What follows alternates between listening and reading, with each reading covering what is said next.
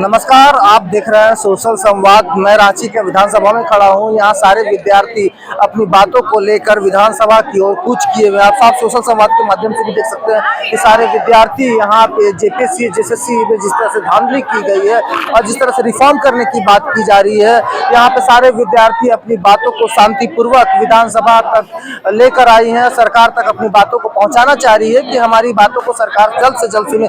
कुछ विद्यार्थी हैं, उनसे भी हम बात करेंगे और जानेंगे कि यहाँ पे जिस तरह से विद्यार्थी अपनी बातों को विधानसभा में लाकर सरकार तक पहुंचाने की प्रयास कर रही है, क्या आप लोग को क्या ऐसा जरूरी पड़ गया जो यहाँ पे आना पड़ गया? जरूरी वो तो आप देख ही रहे हैं, हर बार पेपर लीक। हम लोग का उम्र भी बैठा नहीं रहेगा और इतना पेपर लीक हो रहा है। जब हम लोग ये नहीं कर पा रहे हैं इसमें, तो हम लोग का भविष्य कैसा रहेगा? हम लोग तो सिर्फ पढ़ने वाले नहीं है ना, हमारे पीछे भी बहुत सारे हमारे जनरेशन, जैसे मेरे घर में मेरा भाई है अभी, ठीक है, वो अभी जब ग्रेजुएशन कंप्लीट होगा, इंटर कंप्लीट होगा, तो वो भी एग्जाम देगा ना। और अगर इसी तरह से पेपर लीक होते रहेगा तो फिर कैसे होगा? जिस तरह से आप लोग यहाँ शांतिपूर्वक अपनी बातों को रखने के लिए आए हुए थे, जिस तरह से वाटर कैनन के साथ आप लोग का स्वागत किया गया, लाठियों के साथ स्वागत किया गया, तो क्या सरकार कितना संवेदनशील है जिस तरह से इस तरह से कार्य किया जा रहा है विद्यार्थियों के साथ? पहली और आखिरी बात तो हम उम्मीद नहीं किए थे कि यहाँ पर झारखंड में भी लाठीचार्ज होगा। थोड़ी देर पहले ही एक इंटरव्यू में पूछा गया था कि अगर जंतर मंतर जैसा यहाँ पर भी आप लोग के ऊपर लाठीचार्ज होगा तो कैसे? तो हम बोले थे, एकदम विश्वास के साथ बोले थे कि नहीं, हमारी सरकार ऐसी नहीं है, वो हम लोग को समझेगी, कोशिश करेगी हम लोग को समझने का और हम लोग के साथ ऐसा बर्ताव नहीं करेगी। पर अभी रिसेंट में ही देखिए, अभी तक 3 बार लाठीचार्ज हो चुका है। वहां भगदड़ से अभी भाग करके हम लोग यहाँ पर खड़े हुए हैं।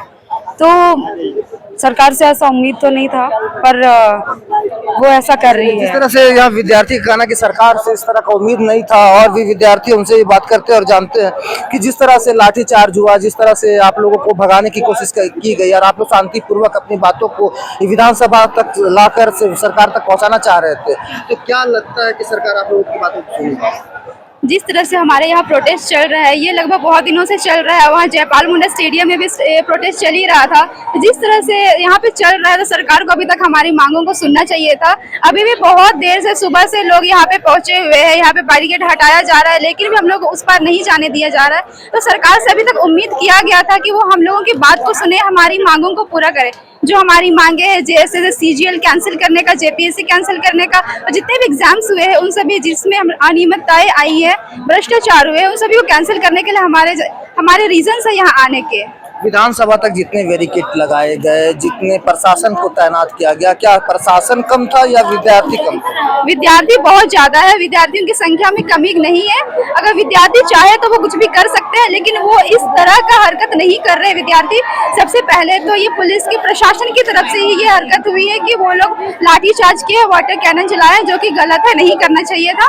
3 बार अभी से लाठीचार्ज हो चुका है, जो नहीं करना चाहिए था सरकार को। चलिए, और भी विद्यार्थी, उनसे हम बात करेंगे, जानेंगे कि यहाँ पे आप लोग इतने संघर्ष के बाद थोड़ा सा आराम कर रहे हैं। जिस तरह से आप लोग यहाँ पे तिरंगा झंडा और ऋषभ गुरु का फोटो लेकर यहाँ आए और आपके साथ ये स्वागत किया गया, तो इसमें क्या? इसमें हम ये बोलना चाहते हैं कि ये बहुत बुरा है कि हम लोग के साथ ऐसा स्वागत नहीं किया जाना चाहिए।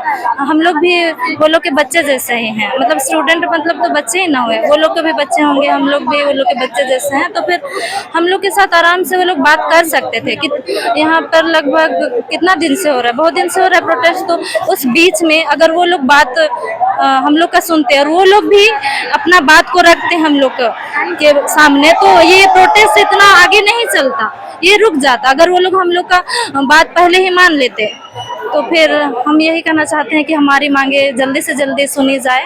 आप जैसा कि देख सकते हैं साफ हमारे सोशल संवाद के माध्यम से कि यहाँ सारे विद्यार्थी यहाँ खड़े हैं और अपनी बातों को लेकर यहाँ पर विधानसभा आए हुए हैं, और भी विद्यार्थी, उनसे भी हम बात करेंगे, जानेंगे कि जिस तरह से आप लोग 25 तारीख से लगातार संघर्ष किए हैं, अपनी बातों को सरकार तक पहुँचाना चाह रहे हैं। आज विधानसभा आए हुए हैं, यहाँ पे विधानसभा में पहुँच कर सरकार तक अपनी बातों को रखना चाह रहे हैं। उसके बाद भी आपका रेन डांस और लाठी डांस ही कहाँ तक?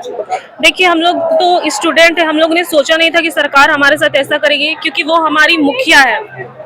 और हम लोग जहाँ तक ये प्रोटेस्ट कर रहे हैं बहुत शांतिपूर्ण ढंग से कर रहे हैं। हमने किसी भी तरह का कोई उपद्रव या किसी भी प्रकार का कुछ भी गलत चीज नहीं किया है। और हमारी अपेक्षा बस यही थी कि हम विधानसभा जाके सरकार से अपनी बात रखें और हम चाहते हैं कि वो हमारी मांगों को सुने, क्योंकि वो हमारे लिए ही है। वहाँ पे हमने उनको चुन के वहाँ रखा है, वो हमारी बातें नहीं सुनेंगे तो कौन समझेगा हमारे बारे में। अधिकांश विद्यार्थियों के पास राष्ट्रध्वज रखा हुआ है, हाथ में तिरंगा लिए हुए हैं और गुरुजी का तस्वीर है और उनके बेटे से आप लोग गुहार लगाने के लिए यहाँ पे आएंगे। उसके बाद भी सरकार संवेदनशील ना रहते हुए लाठीचार्ज कर रही है, इस पे क्या है? बहुत दुख की बात है, क्योंकि गुरुजी को जैसे हम लोग जानते हैं कि उन्होंने झारखंड को बनाने में कितना बड़ा भूमिका निभाई है। और अभी हम लोग माननीय मुख्यमंत्री से यही चाहते हैं कि वे भी उनकी तरह चले इस मार्ग पे और हमारी बातों को सुने समझे।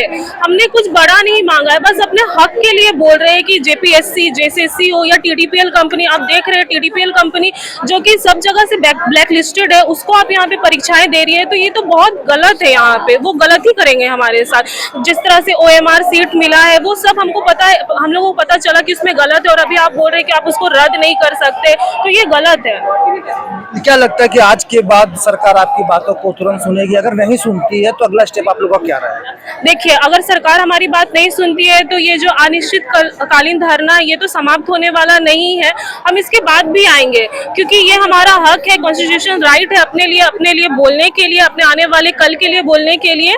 तो हम लोग आएंगे, इसके बाद भी ये समाप्त नहीं होगा। नाम क्या हुआ? मेरा नाम निधि कंडाई बुरू है और मैं चाईबासा से आई हूँ। जैसा कि विद्यार्थी का साफ तौर से कहना है कि हम अपनी बातों को, अगर आज भी सरकार हमारी बातों को नहीं सुनती है तो हम अपनी बातों को मानने के लिए और रखने के लिए सरकार तक हमेशा तैयार रहेंगे और एक मुश्त तैयारी करते रहेंगे कि जब तक सरकार हमारी बातों को नहीं सुनती है हमारा प्रोटेस्ट इस तरह जारी रहेगा। कैमरा के पीछे आपको दिखाने के लिए पंकज है और ये सारे खबरों को दिखाने के लिए मैं और मनीषा मेरी सहयोगी मेरे साथ है। बाकी तमाम खबरों के लिए आप हमारे सोशल संवाद न्यूज़ से बने रहिए। पल पल की खबरें आपको सोशल संवाद के माध्यम से हम दिखाते रहेंगे और आप सारी खबरों को हमारे सोशल संवाद के माध्यम से देखते रहिए। नमस्कार।